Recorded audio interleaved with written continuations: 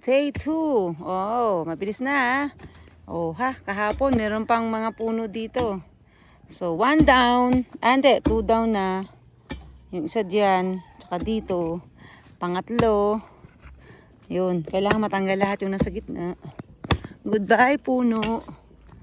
Ayan, ayan ito ang mga pangmalakasan. Oh, malaman natin kung maubos na namin yun nandun. Andyan pa rin sila. Pangmalakasan ng putik. Ang laki. So hindi siya tatanggalin. Ano lang, no? Tatabasin lang para magamit na. Oh, gagawin table. Oh, DIY. Yeah, di ba? Oh, yan. Oh, malalim na yan. Kahapon, umpisa pa lang kami. Oh, ha? Malalim na yan. Whoop, whoop, whoop. Yan. Bukas maglalagay ka na ng ano? Oo. O kasi bukas, ano na yan? Dun.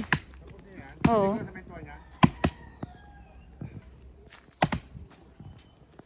Ayan na yung mga gagamitin, naka-ready na. O yan. Dumating siya kaninang umaga. Yun. Okay?